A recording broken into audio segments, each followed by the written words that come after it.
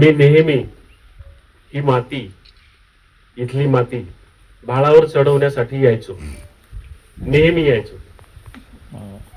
जी माती भाळावर चढवण्यासाठी मी इथं नेहमी यायचो, त्याच मातीनं आज खांद्यावर घेतलेला आहे मला. या पुरस्काराच्या रूपानं सन्मान केलेला आहे माझा. ही माडगूळच्या मातीची माया आहे. माझ्या सोबत ज्यांना पुरस्कार मिळाले ते दोनही लेखक आजच प्रथम भेटले.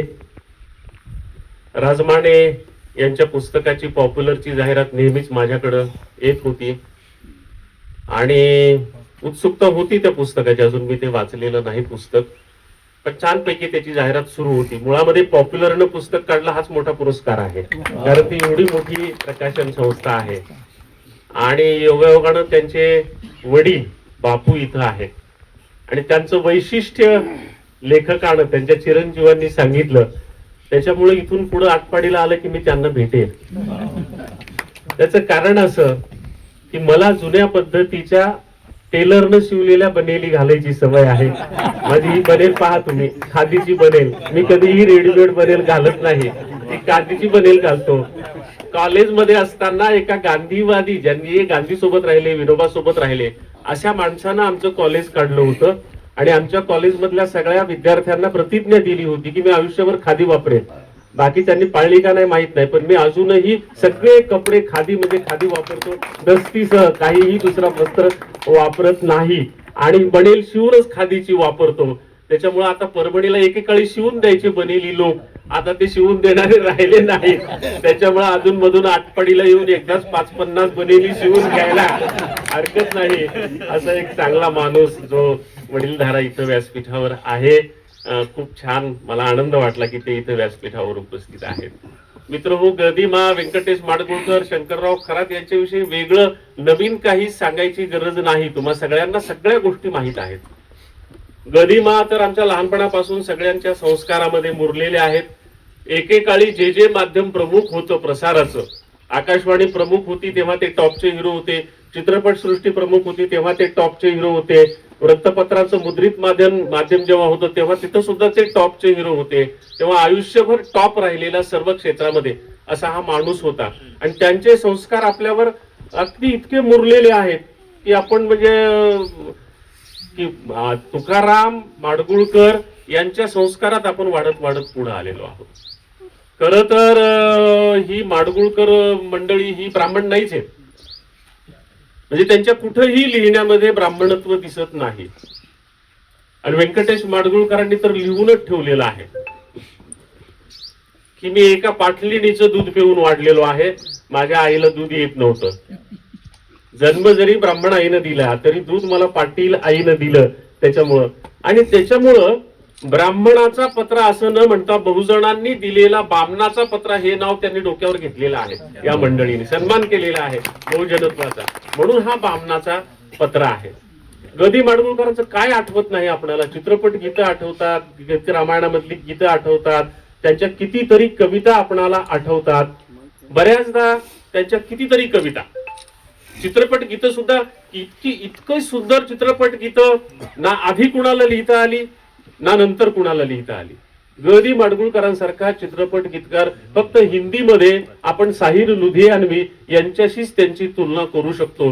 इतक्या विविध प्रकारे म्हणजे चित्रपट गीत कसं नेमकं असावं त्याचं, आणि सुरुवातीपासून ते शेवटपर्यंत, शेवटच्या त्यांच्या काळात चित्रपट गीत लेखनाच्या शेवटचा काळ होता तो. त्यानंतर त्यांनी गीतं लिहिली नाही. आणि योगायोगानं तो चित्रपट होता गाडगेबाबांसारख्या बहुजन संतांचा, की जो इतका लोकांमध्ये गेलेला होता, जन्मच बहुजन नव्हे तर आयुष्य सगळं बहुजनात घालवलेलं होतं. त्या माणसाचं मोठेपण त्या गाण्यांमधून गदिमाने किती सुंदर पद्धतीनं मांडलेलं आहे. त्या चित्रपटाचं शीर्षक होतं देवकी नंदन गोपाला. हे गाडगेबाबांचा उद्घोष होता कीर्तनामधला, आणि ते घेऊन त्यांनी किती सुंदर त्याच्यामध्ये संपूर्ण गाडगे बाबा बसवलेले आहेत की गोपाला गोपाला देवकी नंदन गोपाला, सांभाळी ही तुझी लेकरे पुण्य समजती पापाला. ही धोंड्याला म्हणती देवता, भगत धुंडती तया सोगता, स्वतःच त्यामध्ये देती योग्यता, देव म्हणून कुणीन भजावे उगा सेंदरी दगडाला. गोपाला गोपाला देवकी नंदन गोपाला, कुणीन राहावे खुळे आडानी, शिक्षण घ्यावे व्हावे ज्ञानी, त्यासाठी ही झिजुदे वाणी, मी जातीचा धोबी देवा, धुवीन कपडा मळलेला, गोपाळा गोपाला देवकी नंदन गोपाला. हे चित्रपट गीत आहे का गाडगेबाबांचं चरित्र आहे? गाडगेबाबांचं चरित्र एवढ्या 10-12 ओळीमध्ये त्यांच्या जन्माचा उद्देशासह गाण्यात मांडलं. आणि सुदैवाचा भाग असा होता की हे गाणं त्या काळच्या हिंदीतल्या टॉप गायकानं गायले. मन्नाडीने गायलेलं गाणं आहे ते, गोपाला गोपाला देवकी नंदन गोपाला. ते काही मराठी गाणाऱ्या माणसानं गायलेलं नाही, हिंदीतला टॉप शास्त्रीय संगीत गाणारा माणूस त्यांनी ते गाणं गायलेलं आहे. आणि त्या गाण्यामध्ये अख्खे गाडगेबाबा त्यांनी उभे केलेले आहेत. त्या चित्रपटामध्ये गाडगेबाबांचा शेवट दाखवलेला आहे. आणि गाडगेबाबांची संस्कारासाठी अंत्ययात्रा निघते, खूप मोठी अंत्ययात्रा निघते. त्यावेळेस भीमसेन जोशींच्या आवाजामध्ये गदिमांनी एक गीत लिहिलेलं वाचतं. हे इतकं सुंदर गीत आहे. आणि त्या गीतामधून गाडगेबाबांचं मोठेपण पुन्हा त्यांनी सांगण्याचा प्रयत्न केलेला आहे. काय आहे ते गीत? फार सुंदर गीत आहे. आता या क्षणी मला आठवत नाही, तुमच्यापैकी कोणाला आठवतं का?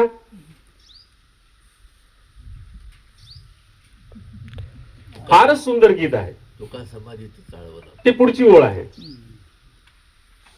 विठ्ठलाच्या पायी थरारली विठ, राऊळीचे घाट निनादले, उठला हुंदका देहूच्या वाड्यात, तुका समाधीत चाळवला, संत माळेतील मणी सेवटला, आज ओघळला एकाएकी अनाथांचा नाथ, सोडून पार्थिव निघाले वैष्णव वैकुंठाला.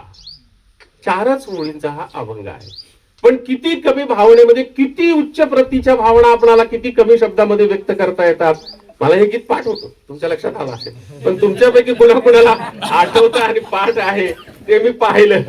भीमसेन जोशींनी गायलेलं आहे आणि भैरवीमध्ये गायलेलं आहे. काय गाणं आहे ते, कितीदा तरी मी माझ्या गाडीमध्ये ते ऐकत राहतो. त्यामुळे माडगुळकरांचे असे फारसे प्रचलित नसलेले पण फार महत्वाचे असलेले गीत आणि कविता मला पाठ आहेत, ज्या लोकांना फारशा माहित नाहीये. त्यामुळे हे गाणे आहेत, तुम्ही त्याच्याकडे पाहिलेलं आहे, पण वाङ्मय म्हणून त्या गाण्याकडे किती वेगळ्या पद्धतीने पाहता येतं. एकदा ते इंद्रायणी नावाचं मासिक काढलं, मला वाटतं जोशी कंपनीनं, आणि ते त्यांच्याकडे गेले की सर आम्हाला शुभेच्छा द्या या मासिकांसाठी. गदिमांनी कागद घेतला आणि शुभेच्छा दिल्या. इंद्रायणी काठी माती झाली बुका, ज्ञानदेव तुका वावरले, वावरल्या ओटी, गीत हो मराठी, झाले लोकांसाठी ज्ञान खुले, ज्ञानदान हेची घेऊन या व्रत, वाहतसे शांत इंद्रायणी. हा एका मासिकाला दिलेला संदेश आहे, पण अख्खी मराठी संस्कृती त्या संदेशामध्ये त्यांनी मांडलेली आपणाला पाहायला मिळते. आपणाला अभ्यासक्रमात त्यांच्या कविता होत्या, चित्रपटाची गाणी आपण ऐकतो. आम्हाला माऊलीच्या दुग्धा परी आले मृगाचे तुषार, भुके झाल्या ताण्यासम तोंड पसरी शिवार, पिऊन या रानवारा खोंड धावे वारे माप, येता मातीचा सुगंध स्तब्ध झाला आपोआप, तुकोबाच्या अभंगाला टाळ चिपळ्याची साथ, वाजत आहे रानवारा शिवारीच्या झुडपात. अशा कितीतरी सुंदर ओळी गदिमांच्या अभ्यासक्रमाला असलेल्या आम्हाला पाठ होत्या. गदिमांचं गीत समोर आलंय आणि आपण ते गुणगुणलं नाही, आपणाला पाठ झालं नाही, असं कधी होतच नाही. पराधीन आहे जगती पुत्र मानवाचा, माय कैकयी ना दोषी नव्हे दोषी तात, राज्य त्याग कानन यात्रा सर्व कर्म चात, खेळ चालला असे माझ्या पूर्व संचिताचा, पराधीन आहे जगती पुत्र मानवाचा. दोन ओढक्यांची होते सागरात भेट, एक लाट तोडी दोघा पुन्हा नवे गाठ, वियोगार्थ मिलन होते नेम हा जगाचा, पराधीन आहे जगती पुत्र मानवाचा. एकदम साधं सोप्या पद्धतीनं तत्वज्ञान मांडण्यामध्ये संत माळेत मिळून जावा असा तो माणूस होता आणि दलित साहित्यामध्ये मिसळून जावा असा व्यंकटेश माडगुळकर नावाचा माणूस होता. व्यंकटेश माडगुळकरांनी देवा सटवा महार नावाची कथा लिहिली, ती अभिरुचीमध्ये प्रकाशित झाली पोहा चित्रेच्या. बाबासाहेब आंबेडकरांच्या वाचनात आली. बाबासाहेब आंबेडकरांनी त्या पुस्तका महांकाच्या 5 प्रती मागून घेतल्या. त्यांना ती कथा एवढी आवडली की त्यांनी विचारही केला नव्हता की मराठी ललित साहित्यामध्ये आपणाला कोणी एवढ्या उंचीवर नेऊन बसवेल.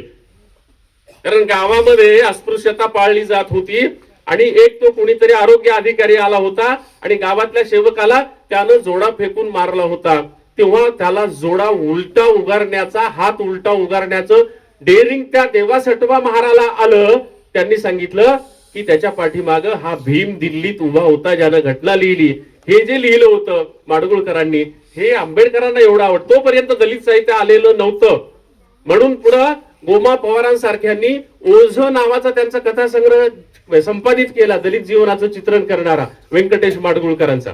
त्यांची शाळा नावाची कथा आहे. दिवसभर ते शाळेत जात नाहीत, पण त्या कथेचा निष्कर्ष आता आहे की सगळ्यात जास्त मी आज शिकलो. काय शिकलो? निसर्गाकडून शिकलो, ढोरं राखणाऱ्या मुलांकडून शिकलो, मेंढरं राखणाऱ्या मुलाकडून शिकलो. ही माझी खरी शाळा होती. मला ही माणसं पाहायला भेटली, हे माझं भाग्य आहे. गदिमा मला नाही पाहायला भेटले, खूप लहान होतो मी, तोपर्यंत मला फारसं काही कळत नव्हतं. ही 77-78ची गोष्ट आहे. मी शाळेमध्ये होतो काहीतरी 8वीच्या वर्गात, त्याच्यामुळे गदिमांना भेटण्याचा कधी प्रसंग आला नाही.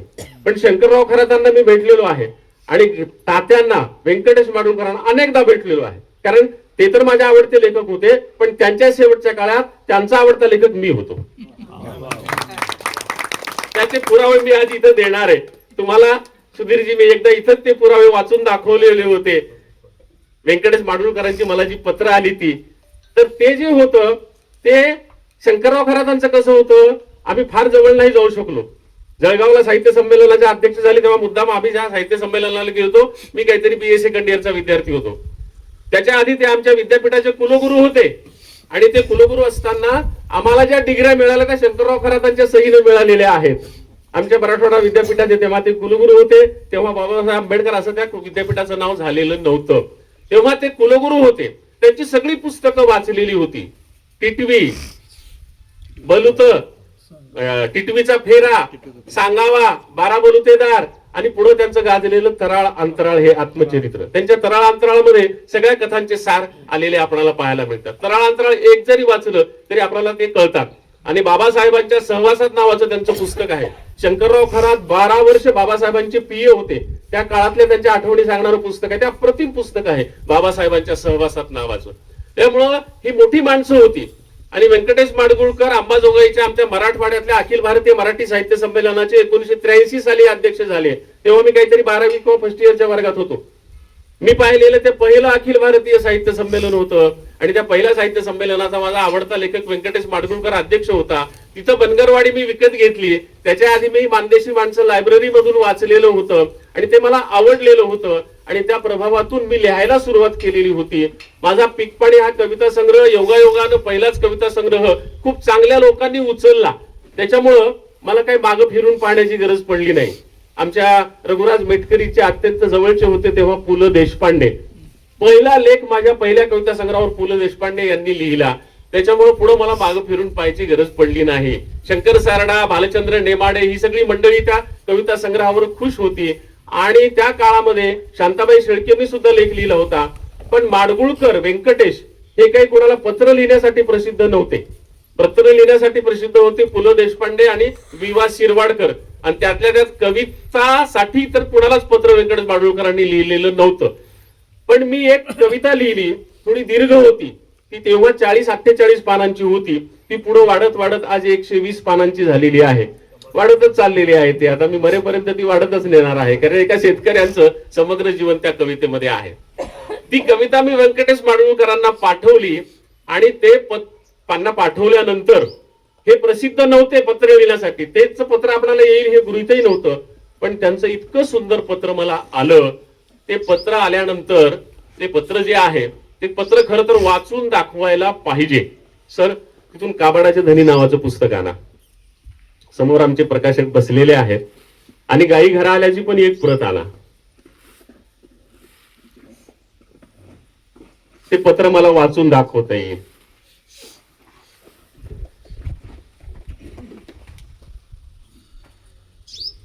नंतर मला त्यांच्या कन्या ज्ञानदाताई यांनी मला सांगितलं ते पत्र तात्यांनी कशा अवस्थेत लिहिलेलं आहे ते.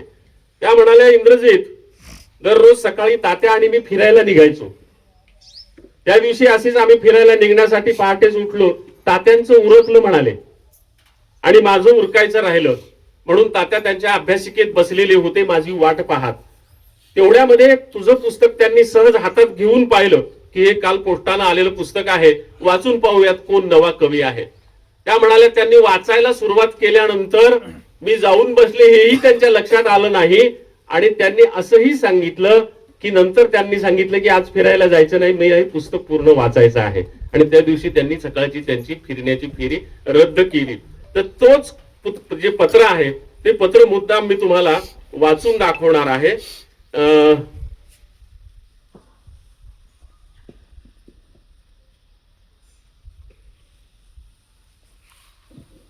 अनेकांची पत्र आहेत. आता मी नेमकं मुद्दाम काढून ठेवलं नाही ते पत्र, तारखेनुसार ती पत्र दिलेली आहेत.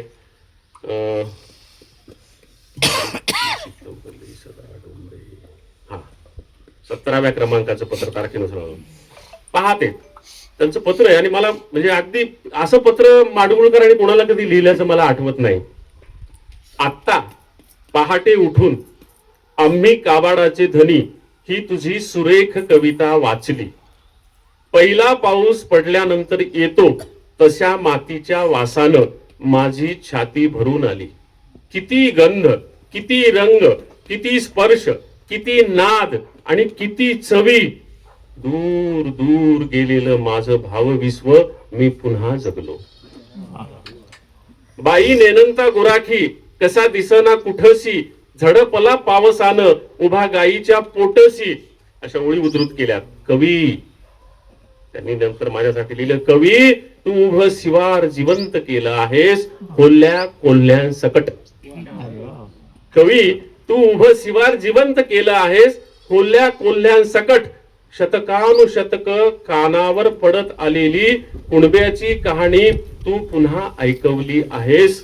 माझी पहाट उभ्या पिकानं श्रीमंत अशा काळ्या रानात गेली. माझी पहाट उभ्या पिकानं श्रीमंत अशा काळ्या रानात गेली.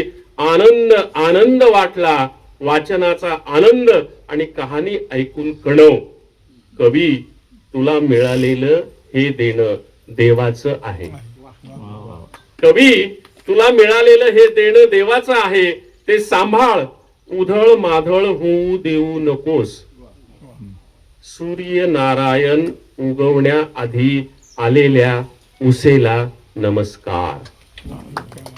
तुझा तात्या व्यंकटेश माडगुळकर.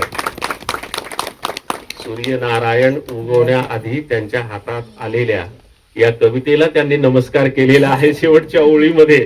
ते मला जास्त महत्वाचं वाटतं. आणि हे पत्र आल्यानंतर मला भरून पावल्यासारखं वाटलं. नंतर भालचंद्र नेमाडेंचेही पत्र आहेत, शरद जोशींचं पत्र आहे, विजय तेंडुलकरांची पत्र आहेत, खूप लोकांची, नागर देशपांडेंचं पत्र आहे. पण हे पत्र मुद्दाम वाचून दाखवलं. मागच्या वेळी सुद्धा इनामदारांना इथंच हे पत्र मी वाचून दाखवलेलं होतं. पुढे मग मी माझ्या आठवणी, माणदेशी माणसं सारख्या गावाकडच्या आठवणी गाई घरा आल्या नावाच्या पुस्तकात लिहिल्या. गाई घरा आल्या नावाच्या पुस्तकात हे ते पुस्तक आहे गाई घऱ्या. त्याची आता ही 7वी आवृत्ती सुरू आहे. याच्यामध्ये मी वर्षभर जी गुरं राखली होती लहानपणी, नेहमीच गुरं राखायचो सुट्टीच्या दिवसामध्ये, रविवारी, दिवाळीच्या सुट्टीत, उन्हाळ्याच्या सुट्टीत गुरं राखायचो, उरलेल्या वेळात शाळा करायचो. तर त्याचे अनुभव या पुस्तकामध्ये लिहिलेले होते. आणि हे पुस्तक मी 2 जणांना अर्पण केलेलं होतं. हे 2 जण तेव्हा कधीच एकत्रित येण्याची शक्यता नव्हती. आणि ते दोन्हीही माझ्या जीवीचे जिव्हार होते. आणि मला असं वाटत होतं की या दोघांनी कुठंतरी एकत्रित यावं, आणि ती शक्यता पूर्णपणे मावळली होती. ते दोघंही आता गेले, ते कुठेही एकत्रित आले नाही. मी माझ्या अर्पण पत्रिकेत त्या दोघांना एकत्रित आणलेलं होतं. एक होते व्यंकटेश माडगुळकर आणि दुसरे होते आनंद यादव. या दोघांसाठी मिळून ही पत्रिका, अर्पण पत्रिका मी या पुस्तकाची लिहिलेली होती. आणि मग आता त्यांनाच अर्पण पत्रिका आहेत की व्यंकटेश माडगुळकर आणि आनंद यादव या गावाकडच्या माणसांना, असं मी त्या पत्रिकेत लिहिलेलं होतं. हे पुस्तक पाठवलं आणि तात्यांच्या पत्राची अपेक्षा नव्हतीच, कारण आयुष्यात त्यांनी मला एकाच पत्राने एवढं मोठं केलेलं होतं की आता पुन्हा वेगळं त्यांची अपेक्षा त्यांच्याकडून नव्हती. त्यामुळं पत्र आलं नाही, त्याचे गृहीत धरलं होतं की, पण वाचलं का नाही हेही माहित नव्हतं. मग नंतर जेव्हा मी गेलो एकदा त्यांना भेटायला, तेव्हा ज्ञानदाताई बाहेर निघालेल्या होत्या आणि ड्युटीवर चाललेल्या होत्या, घाईत होत्या थोड्या. तेवढ्यात आम्ही गेलो. मी त्यांना नमस्कार केला. म्हटलं तात्या आहेत का? त्या म्हणाल्या आहेत, तुझी वाट पाहत आहेत. म्हटलं माझी वाट कस काय पाहत आहेत? त्या म्हणाले जा तुला कळेल आतमध्ये गेल्याच्या नंतर. आणि आतमध्ये गेल्याच्या नंतर या पुस्तकाचं इतकं तपशीलवार त्यांनी मला सगळ्या गोष्टी सांगितल्या. या पुस्तकातल्या न समजलेल्या गोष्टींचे अर्थ विचारले आणि त्यातल्या महत्वाच्या वाटणाऱ्या गोष्टी अंडरलाईन केल्या, अधोरेखित केल्या. आणि मला सांगितलं की तुझ्या या पुस्तकात कठाळ्या नावाचा शब्द आलेला आहे. मला या शब्दाचा अर्थ माहित नव्हता, म्हणून मी सगळे शब्दकोश चाळले, पण कुठल्याही शब्दकोशात मला या शब्दाचा अर्थ सापडला नाही. म्हणून शेवटी मी इंग्रज अधिकारी मोल्सवर्थ यानं जो शब्दकोश तयार केला तो मागवला, तो चाळला आणि तिथं मला तुझ्या या शब्दाचा अर्थ समजला.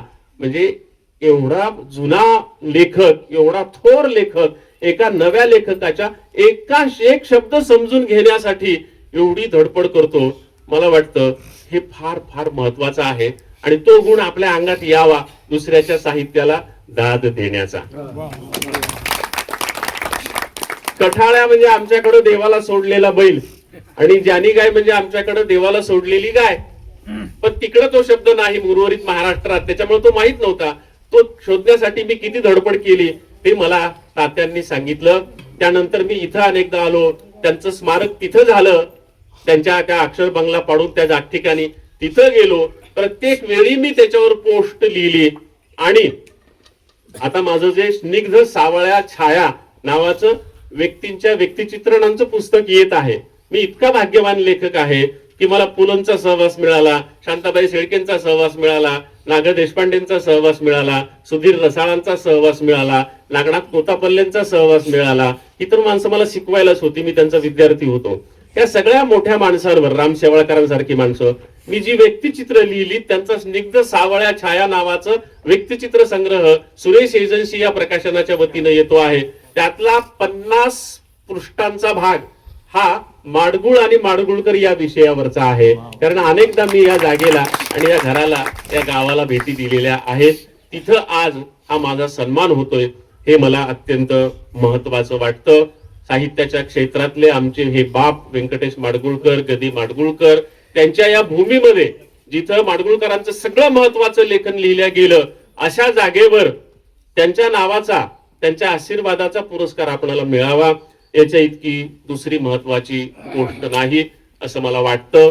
मी कवी आहे, त्याच्यामुळं 2 कविता म्हणतो आणि थांबतो. फार बोललो मला वाटतं मी. बिचारे आमचे 2 आधीचे जे पुरस्कार विजेते आहेत ते फार थोडं बोलले.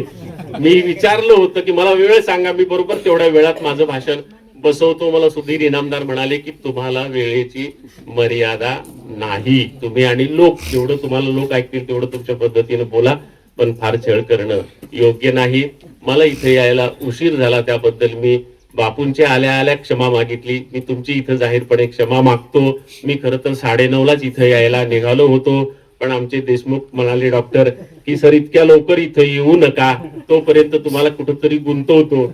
आणि त्यांनी अशा ठिकाणी गुंतवलं की मला ते काही फारसं त्यांनी सोडलं नाही, त्याच्यामुळं वेळ लागला. त्याबद्दल तुमची जाहीर माफी मागतो. 2 कविता म्हणतो. एक सगळ्यांना माहित असलेली, त्याच्या दोन्ही कविता बहुतेक सगळ्यांना माहित आहेत. काट्या कुट्याचा तुडवीत रस्ता माझ्या गावाकडे. पुन्हा व्यंकटेश माडगुळकर, गदी माडगुळकर यांचीही होती. त्या तिथे पलीकडे माझी या प्रियेचे झोपडे, किंवा ते आणखी एक झोपडीवरचं त्यांचं गाणं फार सुंदर होतं त्या काळामधलं. तर ती त्यांची थीम होती आयुष्याची, माझ्या आयुष्याची थीम, ती थीम. आणि नंतर जन्म नावाची एक आबाडाची धनी मधली एक कविता मी म्हणतो. बाकी माझी निवडक पुस्तकं, सगळी पुस्तकं तर उपलब्ध नाहीत, इथं प्रकाशकाने आणलेली आहेत. मला वाटतं राजमाने साहेबांचंही पुस्तक आहे का उपलब्ध इथं? असतं तर मी तेही विकत घेतलं असतं लगेच. पहा तुम्ही आणखी कुठली कुठली पुस्तकं आहेत ती. तर ती पुस्तक नंतर उपलब्ध आहेतच प्रातिनिधिक रूपामध्ये. त्यामुळं 2 कविता म्हणतो आणि थांबतो. एक काट्या कुट्याचा तुडवीत रस्ता. काट्या कुट्याचा तुडवीत रस्ता माझ्या गावाकडं चल माझ्या दोस्ता. काट्या कुट्याचा तुडवीत रस्ता माझ्या गावाकडं चल माझ्या दोस्ता. कशी उन्हात उन्हात तळतात माणसं, कशी मातीत मातीत मळतात माणसं. कशी उन्हात उन्हात तळतात माणसं, कशी मातीत मातीत मळतात माणसं. कशी खातात जीवाला खस्ता माझ्या गावाकडं चल माझ्या दोस्ता. काट्या कुट्याचा तुडवीत रस्ता माझ्या गावाकडं चल माझ्या दोस्ता. काळा बापाच हिरवं रान, काळ्या माईन पिकवलं सोनं. काळ्या बापाच हिरवं रान, काळा माईन पिकवलं सोनं, पण त्यांच्या घामाचा भाव लई सस्ता. माझ्या गावाकडं चल माझ्या दोस्ता, काट्या कुट्याचा तुडवीत रस्ता. माझ्या गावाकडं चल माझ्या दोस्ता, इथं डब्यात तुला साखर लागते गोड, तिथं शेतात माझ्या बापाच्या हाताला फोड. इथं डब्यात तुला साखर लागते गोड, तिथं शेतात माझ्या बापाच्या हाताला फोड. पण भाव ठरतो त्याला न पुसता.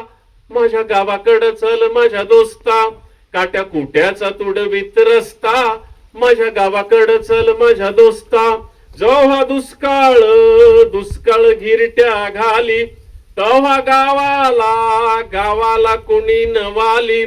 जेव्हा दुष्काळ घिरट्या घाली, तेव्हा गावाला कुणी न वाली. कसे सुगीत घालतात गस्ता. माझ्या गावाकडं चल माझ्या दोस्ता, काट्या कुट्याचा तुडवीत रस्ता. माझ्या गावाकडं चल माझ्या दोस्ता, या भूमीचा मूळ अधिकारी बाप झालाय आज भिकारी. या भूमीचा मूळ अधिकारी बाप झालाय आज भिकारी.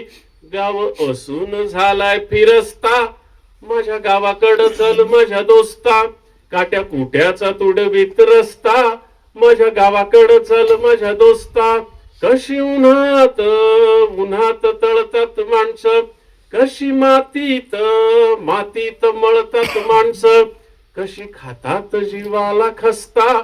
माझ्या गावाकडं चल माझ्या दोस्ता, माझ्या गावाकडं चल माझ्या दोस्ता.